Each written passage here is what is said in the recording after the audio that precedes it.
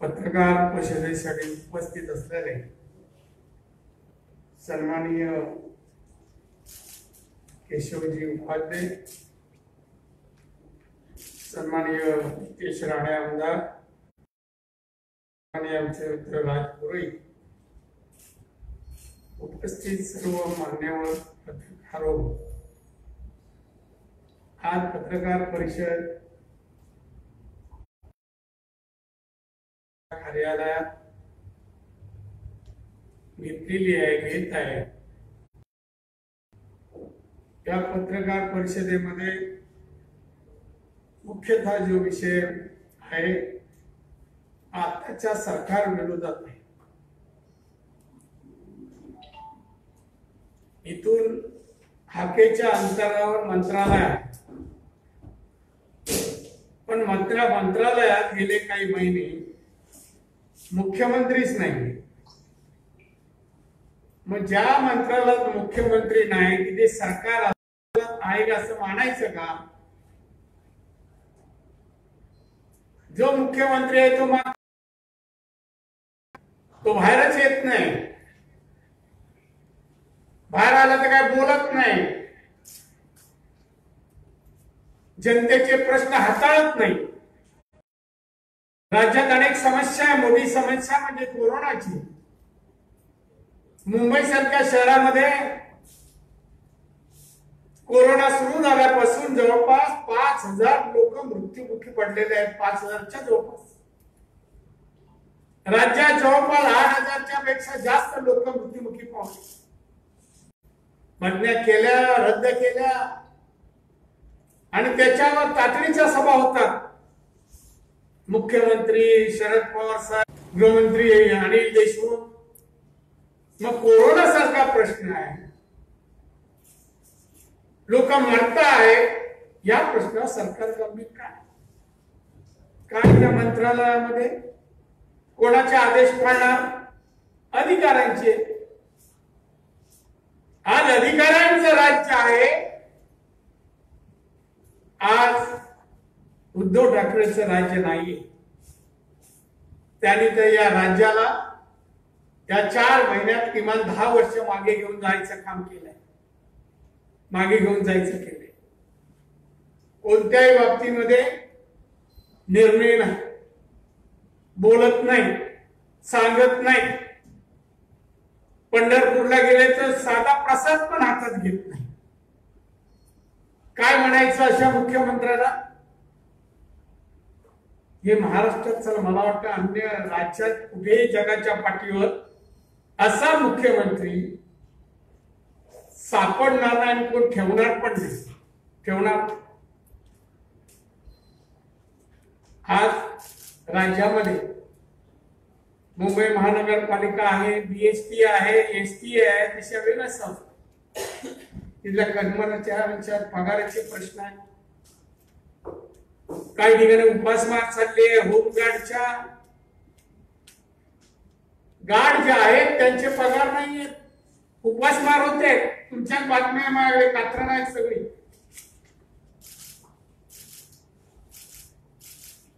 Doctor लोकांचे पगार नाही, परिचारिका नर्सेसचे पगार नाही। आज दयनीय अवस्था या राज्याची आहे। आज उद्योग धंदे सगळे कोलमडले, पण त्याची चिंता नाही। हा मुख्यमंत्री डोळे मिटून एकच लॉकडाऊन करा। अरे लॉकडाऊन करा, किती दिवस, किती महिने? आणि प्रत्येक महिन्यामध्ये नवीन प्रश्न जे उपस्थित होणार आहेत त्याला जबाबदार कोण आहे? काही चर्चा नाही अशा प्रश्नांची। आज उद्योग धंदे कोलमडून गेले, रिअल इस्टेट मुंबईत ती संपलेली आहे।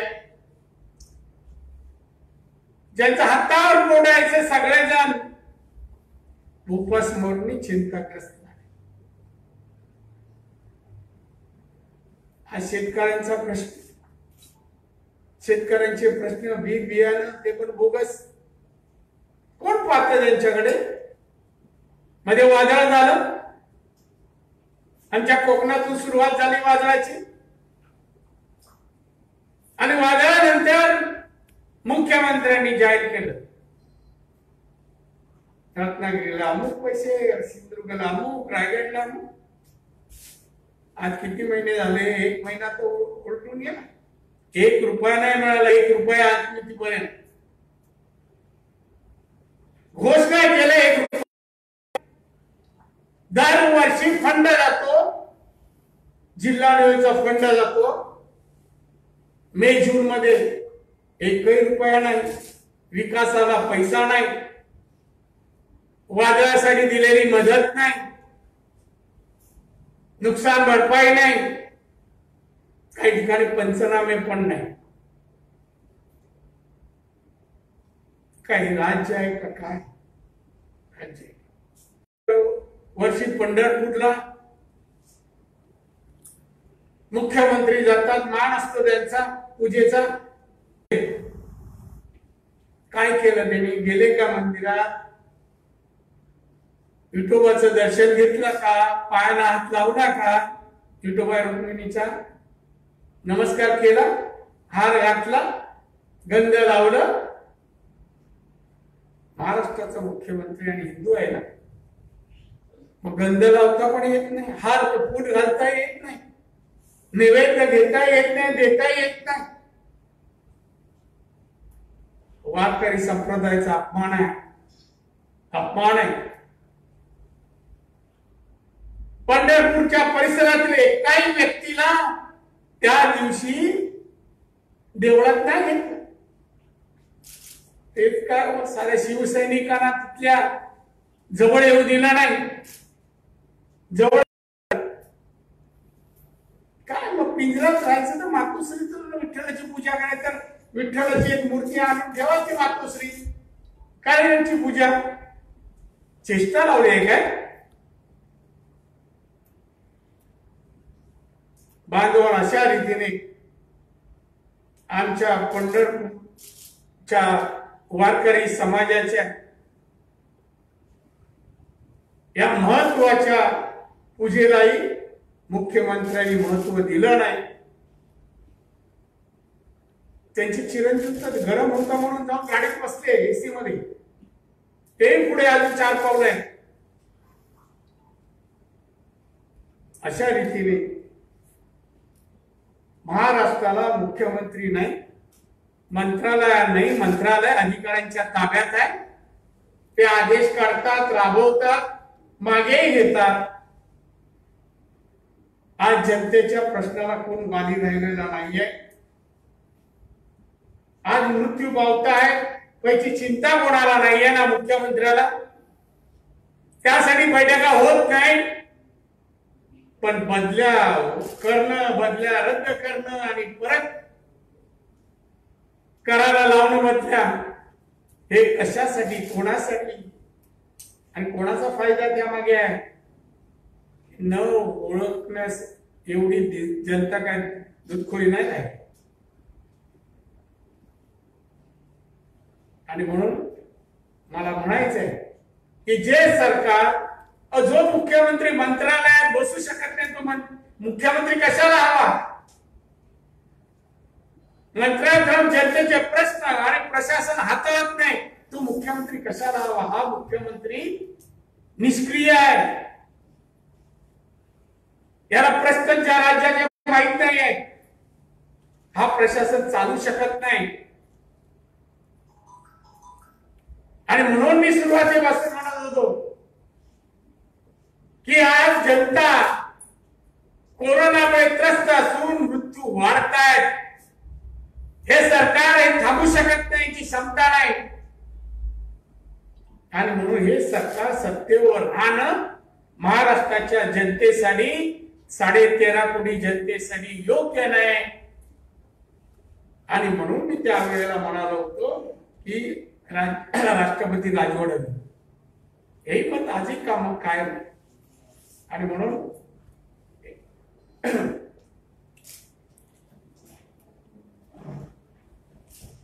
बेस्टचे कर्मचारी, महानगरपालिका कर्मचारी, डॉक्टर, परिचारिका एसटीचे कर्मचारी या सर्वांचे पगार 2-2, 3-3, 4-4 महिने दिले गेले नाहीत. पगारच नाहीये. काही ठिकाणी कपात चाललेली आहे. कोण वाली आहे ही? बीएसटीचा मी चेअरमन होतो.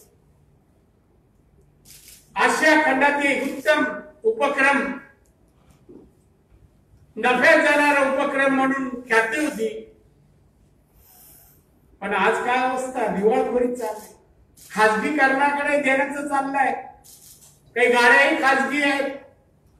500-550 गाड्या चालतायत आता. काय प्रकार आहे? शिवसेनेच्या ताब्यात गेलं काय संपलं, ती संस्था संपली. पुरं शोषण चाललंय.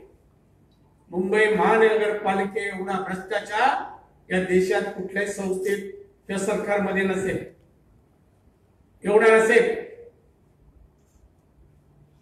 मुंबई गेले 25-26 वर्षामध्ये कोणताही विकास नाहीये. मुंबई दिवसेंदिवस मुंबई अधोगतीकडे चाललंय. जगात नवीन नवीन शहर येतात. जागतिक कीर्तीची शहर होत आहेत. आमचं जागतिक कीर्तीचं मुंबई शहर आज भकास झालाय. याला कारण फक्त शिवसेना आहे. शिवसेनेचा कारभार आहे. मुंबईचा महानगरपालिका कारभार करू शकले नाही, बीएसटीचा करू शकले नाही, तो महाराष्ट्र सरकारचा काय करणार? हा माझा प्रश्न आहे. हा माझा प्रश्न आहे. आणि म्हणून हे सरकार असणं महाराष्ट्रासाठी उपयुक्त आहे. याच्यात माझं राजकारण नाही. हे संकट असताना राजकारण करू नये असं म्हणतात. करू नये, पण संकटाला सामोरं जायची ताकद सरकारमध्ये संबंधितांकडे आहे का? आलेलं संकट निवारण करण्याची ताकद यांच्यामध्ये आहे का? मला तुम्ही सांगा.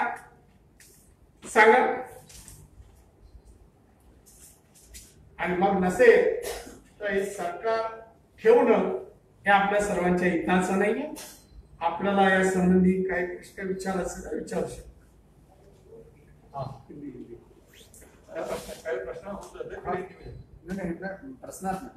प्रश्न में हिंदी में आप कह रहे हैं राष्ट्रपति शासन लगाने के जो आपने कहा था उस पर आप कायम हैं, क्योंकि तीनों पार्टियों का अंतर विरोध जारी. आज भी मीटिंग हो रही है. उसके अलावा कोरोना से लेकर आपके यहाँ कोंकण में जब चक्रवात आया उसमें भी सरकार ने काम नहीं किया. सरकार दावे कर रही है हमने बहुत सारे काम किए और हमारे अंदर कोई अंतर विरोध नहीं है. सरकार ने कौन से काम किए?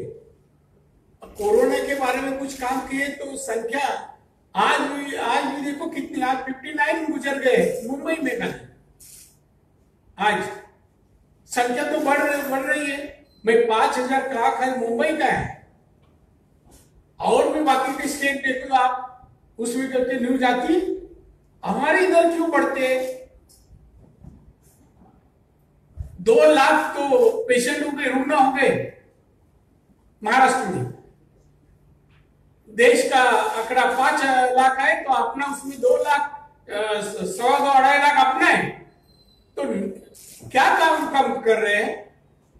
जो भी उन्हें घोषणा की चक्रवात के बारे में तो उसका भी मदद अब तक नहीं पहुंचा. 1 महीना होकर गया. जो भी घोषणा करते हैं, जो भी बोलते हैं, पुराना ही करते हैं. तीनों पार्टियों में अंतर विरोध है, आप मानते हैं कि? मानता हूं मैं, है अंदर के अंदर है, वो ओपनली है. हम कहना चाहिए क्या? तीनों पार्टी में कांग्रेस राष्ट्रवादी में है, राष्ट्रवादी शिवसेना में है, आपस में है. और शिवसेना का तो किसके साथ? शिवसेना वाले तो किसको पूछते ही नहीं है. और क्या काम करते हैं? एसटी का मंत्री तो उनका ही है ना. तो एसटी की कितने प्रॉब्लम है, क्या सुरक्षा है? युमा कवच देते बोल रहा, प्रोटेक्शन देते बोले, क्या हुआ अभी तक? कुछ भी नहीं किसी को भी. बोलिए सर. 4 महिन्याचं जवळपास सरकार आहे, पण मुख्य सचिव नियुक्ती असेल किंवा मग अजय गटांची निवड वादग्रस्त असेल, शरद पवार स्वतः मुख्यमंत्र्यांकडे जातात आणि अशा पद्धतीनं अधिकाऱ्यांमध्ये नाराजी करणं बरोबर नाही असं सांगतात. सगळाच गोंधळ आहे. कुठेतरी सगळे अधिकारीच सरकार सगळं चालवतात असं वाटतंय, मुख्यमंत्री किंवा इतर कोणाची काही किंमतच नाही असं वाटतंय? मी सुरुवातच केली, हे मंत्रालय आहे ते मुख्यमंत्री नाही चालवत आहे, हे अधिकारी चालवत आहे. त्यामुळे पूर्वी प्रशासनच नाव होतं, बिल्डिंगचं काय नाव होतं, सचिवालय विभाग, ते आपण मंत्रालय केलं. आता परत सचिवालय ठेवायला पाहिजे, कारण मुख्यमंत्रीच नाही महाराष्ट्राला. जो आहे तो पिंजऱ्यात आहे, मातोश्री पिंजऱ्यामध्ये. तुम्ही स्वतः मुख्यमंत्री पद तुमच्याकडे होतं, अशा वेळेस ब्युरोक्रेसीच्या विरोधात या सगळ्या गोष्टी होत असताना तुमचं वैयक्तिक मत काय, किती गोंधळ म्हणजे हा आहे? कारण कुठला तरी एक अधिकारी रिटायर होतो आणि परत त्याला एका सर्वोच्चपदी बसवलं जातं. ही जी सगळी चेन आहे, ब्युरोक्रेसी बद्दल तुम्ही कसं बघता? कारण या काळामध्ये ह्या सगळे गोंधळ अपेक्षित होते का? कारण त्यात मोठं नुकसान झाले. म्हणून प्रशासनाची माहिती पाहिजे, कोणते अधिकारी कोणत्या प्रकारचं काम चांगलं करू शकतात याची जाण पाहिजे, आणि अधिकाऱ्यावर वचक असलं पाहिजे, आदरयुक्त भीती असली पाहिजे. काम करून घेणं, कामाची अंमलबजावणी करून घेणं एक स्किल आहे, कौशल्य आहे, ते वापरलं पाहिजे. सर, आपने अभी प्रेसिडेंट्स रूल के बारे में बोला, ये जानना चाहेंगे, आपने अभी प्रेसिडेंट्स रूल के बारे में बोला, ये जानना चाहेंगे लास्ट टाइम भी जब आपने बोला था तो आप ही की पार्टी के कुछ लोगों ने बोला था कि ये आपका व्यक्तिगत मत है और पार्टी इससे इतना सहमत नहीं है. नहीं, लास्ट टाइम बोला करके रिपीट में नहीं किया. मैं कहा कि पहले मैं कहा चुका हूँ ऐसा, और व्यक्तिगत मत आज भी मेरा है, मगर मैं बीजेपी कार्यालय में बैठा हूँ, मैं बीजेपी का कार्यकर्ता हूँ. तो जब बीजेपी का एक कार्यकर्ता, एक एमपी जो भावना व्यक्त करता है उसके बारे में सोचना चाहिए. सोचो, गलत है, आदमी बढ़ते हैं कि नहीं कोरोना से, वो बढ़ते जा रहे हैं कि नहीं? 5,000 की छोटी संख्या थोड़ी. हर दिन अधिकारी तुम्ही म्हणतात मुख्यमंत्री निष्क्रिय मुख्यमंत्री आहे. तुम्हाला असं वाटतं का की शरद पवार या सरकारचे सुपर सीएम आहे? एकच सीएम नाही, सीएम बरेच आहेत, 3-4 आहे. मुख्य सचिव भी सीएम है क्या? मी काय म्हणालो, 3-4 आहे, असू शकते, मला माहित नाही, त्याच्यात 4 आहे.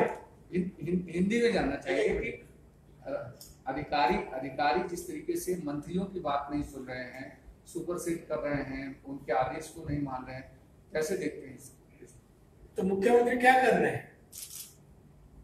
जब अधिकारी सुनता नहीं है इसका, तो मुख्यमंत्री क्या प्रशासन चला रहा है? कि मुख्यमंत्री वो अधिकारी के खिलाफ कार्रवाई नहीं कर सकते क्या? क्षमता है क्या? कानून व्यवस्था मालूम है क्या? ये कौन मालूम, कुछ काम कर रही है. मैं बोला निष्क्रिय प्रॉपर वर्ड. सर, एक तरफ मुंबई मेट्रोपॉलिटन रीजन एरिया में काफी केसेस बढ़ रहे हैं, 1.5 लाख से ऊपर केसेस सिर्फ एनएमआर रीजन में. दूसरी तरफ सरकार ये कह रही है कि अभी अनलॉकडाउन होना चाहिए, तो इकोनॉमिक एक्टिविटीज बढ़नी चाहिए. मुंबई मेट्रोपॉलिटन रीजन एरिया ये हमेशा इकोनॉमिक एक्टिविटीज का हक रहा है. तो क्या आपको लगता है कि सरकार कंफ्यूजन में है कि ओपन करे, या एक तरफ ओपन अप करने की बात हो रही है कि दूसरी तरफ लॉकडाउन बढ़ाया जा रहा है एनएमआर में? एक तो मैं समझता कि लॉकडाउन बढ़ाने से ये जो संख्या जो है मृत्यु की, वो तो कम नहीं हो रही है, बढ़ते जा रहे हैं, मृत्यु की संख्या भी बढ़ते जा रहे हैं. तो ये लॉकडाउन करने के बाद इम्प्लीमेंटेशन जो है, अंमलबजावनी जो लॉकडाउन की है, वो प्रॉपर नहीं हो रही है, इसलिए तो संख्या बढ़ती है ना. ये मुंबई की संख्या 5,000 हुई, उसका वजह वही है, उसका अमल सही नहीं हो रहा है.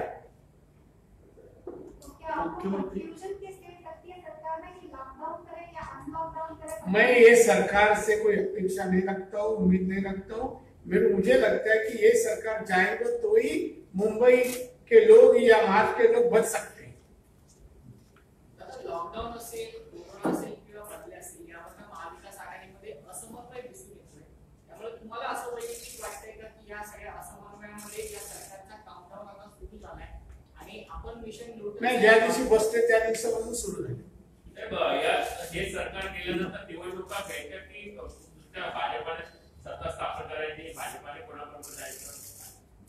हे वरिष्ठ ठरवतील आणि याच्यावर निर्णय झाल्यानंतर पुढचा निर्णय होईल. जर तर ना आता उत्तर देणं बरोबर नाही. सर आपण मिशन लोटसचा एक भाग होता दादा, आपण मिशन लोटसचा एक भाग होता. मिशन लोटस हे मिशन चालू आहे का? कोणता? मिशन लोटस सरकार स्थापनेसाठी नाही. सर आज मुंबईमध्ये 10 असला तरी तुम्हाला सांगेन. 10 उपायुक्तांच्या बदल्यासंदर्भात गोंधळ सुरू आहे. एकीकडे एवढा कोरोनाचा हे असताना पण लवकर म्हणजे भेटायला होत नाही, पण बदल्या होतात, 3 दिवसात त्या रद्द होतात आणि आज गृहमंत्री आणि मुख्यमंत्री या संदर्भात भेट घेतात. काय एकंदरीत सरळ वाटतंय? कारण यामध्ये काही वेगळी पद्धती समोर येते की एकाच वरिष्ठ अधिकाऱ्यांनी कोरोनामुळे जे मृत्यू पावत आहे त्याची चिंता या सरकारला नाही, बदल्यासंबंधी चिंता असल्यामुळे तातडीची सभा आहे, बैठक आहे. पण यातली एक माहिती समोर येते की यामध्ये काही अर्थकारण मोठा अडकलेले आहे, त्यामुळे पटकन हे सगळं होतं. आपल्याला माहिती असेल तर सांगून टाका. धन्यवाद. संजय राऊत म्हणाले की ऑक्टोबरमध्ये एक महाविकास आघाडीचं सरकार आहे ते पाडण्याची तयारी सुरू झाली आहे. अशी तयारी आहे का? नाही, पाडण्याची प्रक्रिया सुरू झाली असं कुठे म्हटलंय? त्यांनी रोखोक केली. नाही नाही, कशात म्हटलंय? सामना रोखोक मी वाचलं त्यात नाही. आहेच आहे. नाही, ऑक्टोबर पर्यंत त्यांचे प्रयत्न आहेत त्यांचे असं म्हणालाय. हा, बाकी त्याच्याबद्दल पुढे काय म्हणाला नाही. असे प्रयत्न ऑक्टोबर पर्यंत चालतील, नंतर ते सत्तेवर राहणार नसतील आणि म्हणून असं त्याचं वाक्य आहे. स्वतःहूनच जाणार असते. मी विचारतो खाली बसा. संपादक आहे ना,